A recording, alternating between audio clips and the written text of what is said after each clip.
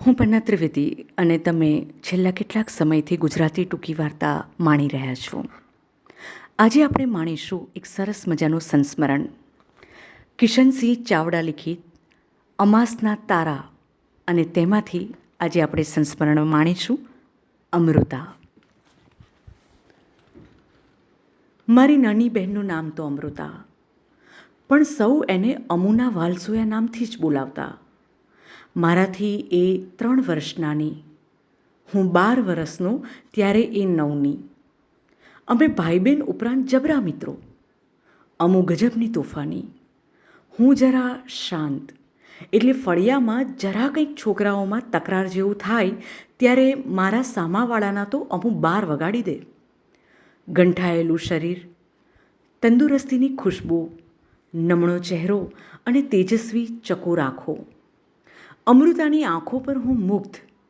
એ આંખો એના સમગ્ર સૌંદર્યનું શિખર છે.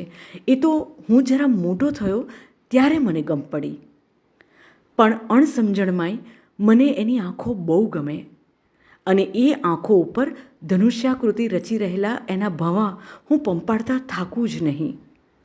પછી તો અમુ ના હોય તો હું મારા જ ભવાં પંપાડતો અમુને યાદ કર્યા કરું. અમુને જોઈને મારા નાની રાજુબા હંમેશા કહેતા કે કિશન, તારી બા નાની હતી ત્યારે બરાબર અમૃતા જેવી જ લાગતી હતી. અમુ મોટી થશે ત્યારે નર્મદા જેવી જ રૂપાળી થવાની. એક દિવસ રાજુબાએ મને અને અમુને બંનેને બાના બચપણની એક વાત કહી. નર્મદા ત્યારે 9-10 વર્ષની હશે. હું બહુ માંદી પડેલી. કોઈને આશા નહોતી કે હું જીવીશ. તમારા નાના તો હતાશ થઈને રડી પડેલા. એ દિવસોમાં એક સંન્યાસી ભિક્ષા માંગવા આવ્યો. નર્મદા એની ટેવ પ્રમાણે બંને મુઠ્ઠીઓમાં બાજરી ભરીને દોડી. એની ડોકમાં એક સોનાની સેર હતી. પેલા સાધુએ વાત વાતમાં ઘરની માંદગીની ખબર જાણી લીધી. તરસ્યો હતો કહીને છોકરી પાસે પાણી માંગ્યું. એ સાધુ શાનો? કોઈ અવધૂત હતો. એણે નર્મદાને કહ્યું કે જો તારી સોનાની કંઠી આપી દે તો તારી માં તરત સાજી થઈ જાય, એવી ઈશ્વરી ભસ્મ આપું. નર્મદાએ તો કંઠી ઉતારી દીધી, અને પેલો સાધુ ચપટી રાખ આપીને ચાલતો થયો. છોકરીએ તો પેલી ભસ્મ લાવીને ચમચા પાણી વડે મારે ગળે ઉતારી દીધી. ભગવાનને કરવું કે ત્યાર પછી વળતા પાણી થયા ને હું સાજી થઈ ગઈ. 8-10 દાડે પેલી સોનાની સેર નર્મદાના ગળામાં દીઠી નહીં એટલે આખી વાત પકડાઈ ગઈ. છોકરીએ તો સાચે સાચું કહી દીધું. આખરે તમારા નાનાએ કહ્યું કે બળી કંઠી ગઈ તો ગઈ, તમે સાજા થઈ ગયા એટલે બસ. નર્મદા, તું ગભરાઈશ નહીં બેટા. આ આવી હતી તમારી બા. જોજે અમુ, તું આવું કંઈ ના કરતી.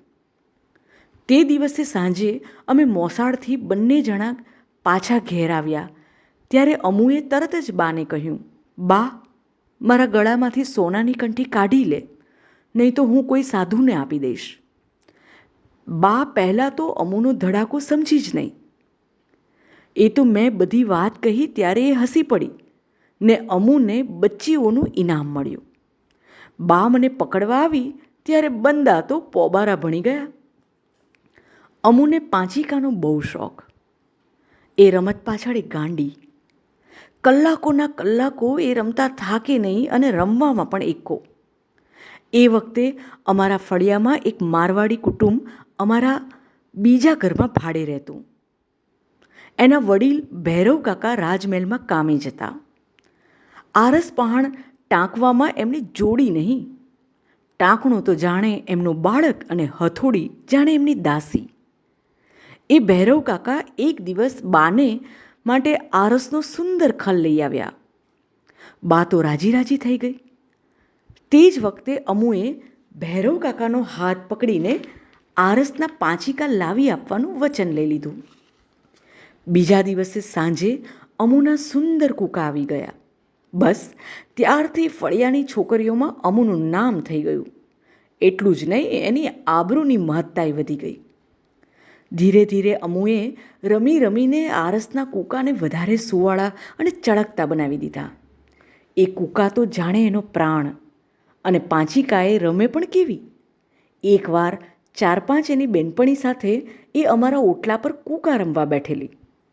બીજી છોકરીઓના કૂકા તો થોડે જ ઊંચે ઉછળે અને એમાંય ચૂકી જવાય. પણ અમુનો દાવ આવ્યો કે થઈ રહ્યું.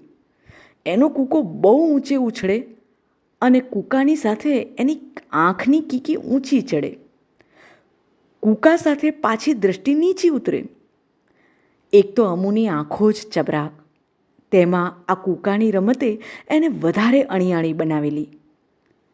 એ ગુસ્સે થાય ત્યારે એની ભમરો એવી ચડે કે બા બિચારી તરત નમતું મૂકી દે.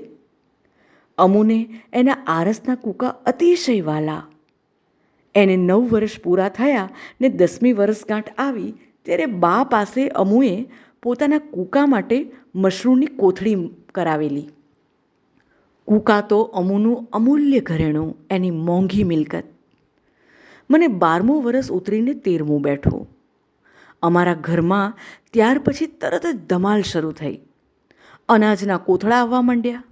હું નિશાળેથી આવું ત્યારે બાની મદદમાં ફોઈ, માસી, મામી બધા હાજર હોય અને અનાજ સફાઈ ચાલતી હોય.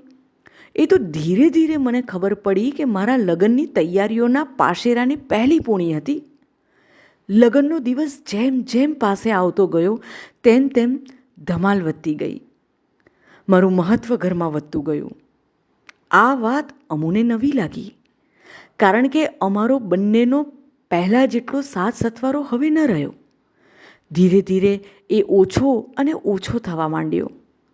અમુ અને મારી વચ્ચે વહાલની રેશમગાંઠ એવી તો સજ્જડ બંધાયેલી કે અમે બંને આ નવી પરિસ્થિતિ સહી ન શક્યા. પણ અમુ તો મારા કરતાં વધારે ગુસ્સાવાળી, એટલે એનો ક્રોધ તો અનેક રીતે પ્રગટ થતો ગયો. એની અરજી બાએ હસી કાઢી, એટલે બાપુજી સુધી પહોંચી કે ભાઈનું લગ્ન બંધ રાખવું અને પરણાવવાની આખી વાત જ ઉડાવી દેવી. પણ બિચારી અમુનું કોણ માને? કુળવાનનું ઘર, પ્રતિષ્ઠા સારી, સંબંધીનો વિસ્તાર ઘણો, એટલે છોકરો બાળપણમાં જ 4 હાથવાળો થશે એ વિચારે કુટુંબીઓના હરખનો પાર નહોતો. જે દિવસે મને પીઠી ચોળી તે દિવસે અમુ ચોધાર આંસુએ રડી પડી. ઓ મારા ભાઈ રે! બા અને બાપુજીથી પણ એ છાની ન રહી. પછી મેં જ જ્યારે એને બાથમાં લીધી ત્યારે એના ડૂસકા સમ્યા. લગ્નમાં સૌએ મને કંઈક ને કંઈક ભેટ આપી. કોઈકે હાથમાં રૂપિયા પણ મૂક્યા. ફોઈ જરીની ટોપી લાવ્યા, માસી સોનાની સેર લાવ્યા, મામીએ હાથની કલીઓ આણી. એમ વસ્તુઓ ઉપરા છાપરી આવવા માંડી. અમુ શું આપે બિચારી! બધા વિખરાયા. જ્યારે હું એકલો રહ્યો ત્યારે અમુ ધીરે ધીરે પાસે આવી મારી સોડમાં લપાઈ ગઈ અને સંકોચ સાથે ધીરેથી બોલી, ભાઈ, તારા માટે હું આ લાવી છું, કહીને એણે એના પાંચિકાની મશરૂમની કોથળી દેખાડી. હું હતો તો બાળક, પણ અમુની આંખોમાંથી પડું પડું થતો સ્નેહ જોઈને હું એને બાજી પડ્યો. અમે બંને પેટ ભરીને રડ્યા. પછી તો અમુ મોટી થઈ, વધારે નમણી બની. એના રૂપમાં યૌવન ઉમેરાયું, એના લાવણ્યમાં ચારુતા ઉગી, એની આંખોમાં મસ્તીના બદલે લજ્જા ઉપસી આવી. પણ અમારો સ્નેહ ઉંમર સાથે વધ્યો, ઘટ્યો નહીં. બધા સંજોગોની સ્થિતિ વટાવીને એ વધારે વિશુદ્ધ, વધારે સરદય થયો. એની ભીનાશ વધી, એની ભવ્યતા ઓળખાઈ. ત્યાં તો અમુના લગ્ન લેવાયા. અમુ હવે સાસરે જશે એ વિચારે હું ગમગીન થઈ ગયો, અને એ લગ્નના દિવસ સુધીમાં એ ગમગીની એટલી આકરી થઈ ગઈ કે એને પીઠી ચડી ત્યારે હું રડી પડ્યો. અમુની વિદાય હતી. બાની આંખોમાંથી શ્રાવણ ભાદરવો વરસતા હતા.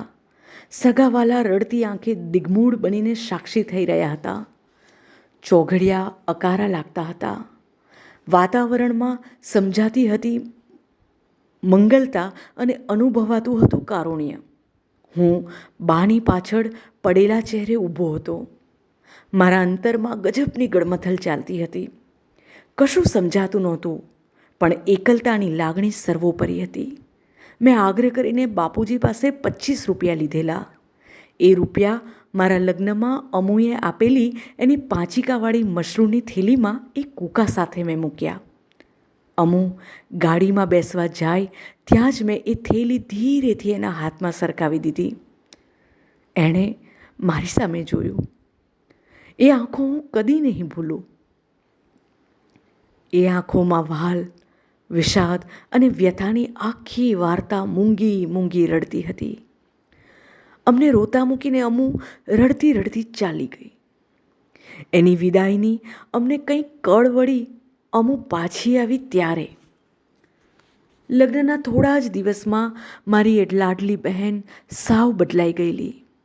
એનો હસતો ચહેરો, મરકતી અને મસ્તીખોર આંખો અને ઉછળતું આખું અસ્તિત્વ બધું જ શાંત થઈ ગયું હતું. જેમ જેમ દિવસો ગયા તેમ તેમ અમુ વધારે શાંત અને શાણી થઈ ગઈ. 4 વર્ષ પછી એ સાસરેથી બીમાર થઈને ઘેર આવી ત્યારે હું અને બા એને માંડ ઓળખી શકીએ એટલી બધી બદલાઈ ગઈ હતી. એ અમુ જ નહીં, જાણે એનું ભૂત. નમણી અને સ્નેહ નીતરતી અમુનું આવું રૂપ જોઈને અમે ડઘાઈ જ ગયા. બા તો રડી પડી. થોડા દિવસ થયા ને અમુની બીમારી વધી તે એટલી બધી વધી કે એક સવારે અમને રડતા કકડતા મૂકીને ચાલી નીકળી. અમુ જતા ઘરમાં સુનકાર વ્યાપી ગયો. સનસનાટી તૂટી પડી. કુટુંબનું જાણે માંગલ્ય મરી ગયું. બાની આજ્ઞાથી 3જા દિવસે હું નર્મદા અને ઓર નદીના સંગમ ઉપર ચાણોદ અમુના અસ્થિ લઈને જવાનો હતો.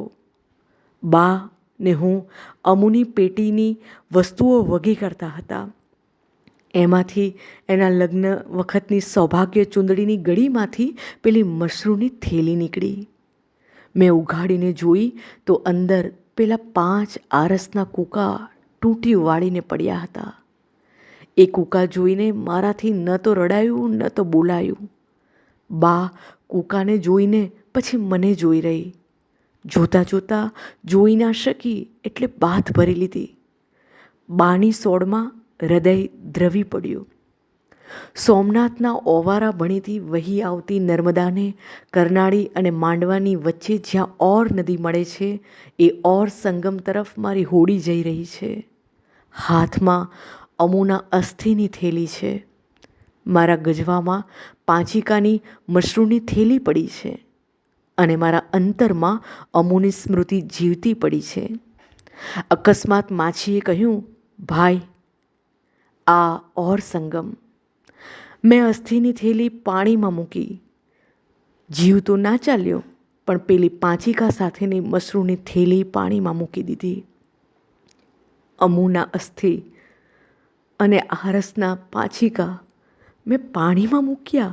ત્યાં તો લાવણ્ય અને લજ્જા ભર્યા એના લોચનો ધનુષ્યાકૃતિ ભમરોથી છવાયેલા મારી સામે હસી